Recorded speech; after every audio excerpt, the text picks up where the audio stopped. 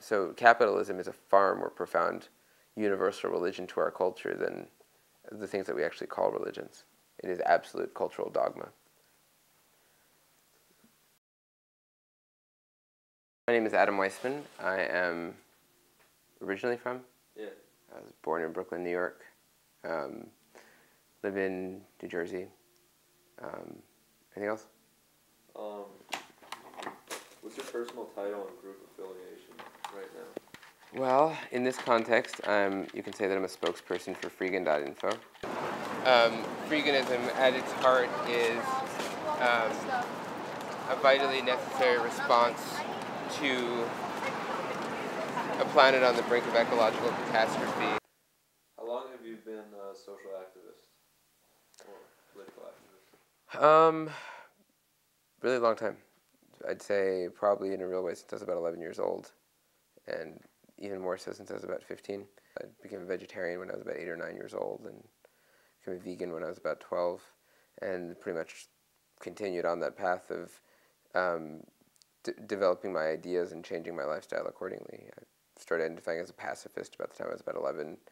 I considered myself an anarchist since about the time I was about 12. I've never owned a car, never had a driver's license, never intend to. I haven't bought food in about 12 years.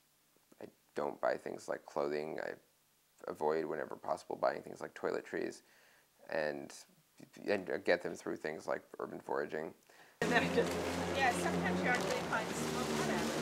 It doesn't have that, so that's very good. I'll take more of those. Okay. Okay. What? You want anything? Yeah, but we don't want to do... Yeah. So if anyone feels like rebagging large quantities of soy chips, I guess we can pass. Oh well. Freeganism is not this, hey cool, look at all the free stuff in the garbage philosophy.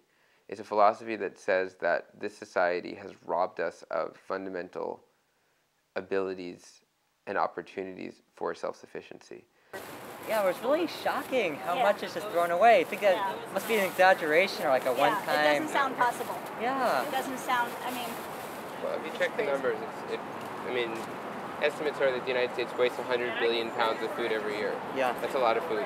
Freegans basically are people who are trying to create alternatives to the ways that we live, work, and consume, and trying to build communities around the ideal of sustainable living, cooperative culture, resource sharing, and a deep sense of social responsibility as an alternative to and with intent to really uproot and destroy a capitalist economic model. You say you're an anti-capitalist. Where do you want to see capitalism go? Way. I think capitalism is an intrinsically unsustainable system because of its orientation towards infinite growth, toward ever-growing consumption of the planet's resources. And as a result, I think capitalism will eventually burn itself out. Or we can choose to get rid of it ourselves. What is the importance of community in freeganism? Community is essential to freeganism. Community is really one of the fundamental points of how freeganism poses a real alternative to capitalism. We're trying to build an alternative from the grassroots up, trying to create a society that allows us to survive without the global corporations that are destroying our world. I want to live in a society where if I need boxes moved, I can expect that someone will help me out. So it's not about an idea of sort of a one-to-one reciprocity, but it isn't about an idea that a community where everyone helps each other generously and without sort of keeping an eye on the meter is a society where we're all better off. Based on that, what is your view of modern civilization? I think modern civilization is in effect a war on life on this planet.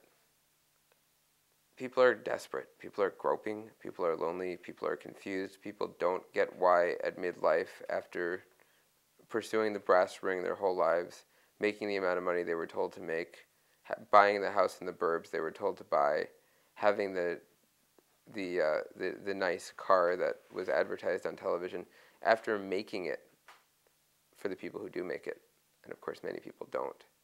People wonder why they're still not happy.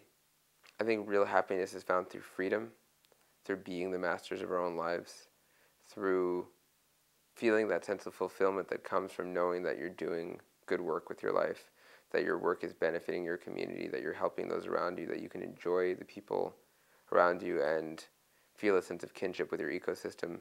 So yeah, I see as an ideal model for the kind of society we want to build, societies that really never bought into the myth of civilization, that particularly those gatherer societies that even predated hunter-gatherer societies represent the greatest model that we've ever seen for cooperative, egalitarian, healthy, sustainable human societies, societies that lived in tandem, that lived as part of their ecosystems rather than seeking to master their ecosystems, that lived within ecological limits rather than seeking to redefine them, that did not view itself as the master of the world, but that viewed itself rather as simply, as all other creatures do, as part of this community of life.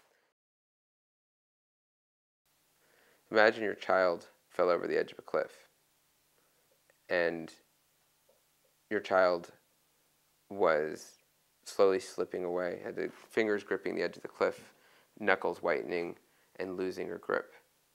I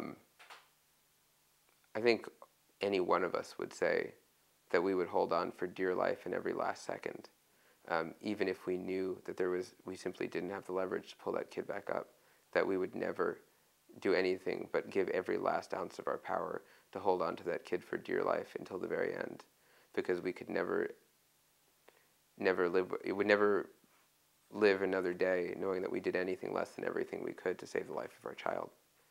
And really, that's my relationship with the ecosystems of this planet and with the lives of this planet, that I can't do anything less than everything I can to stop their destruction, even if it all is a futile effort.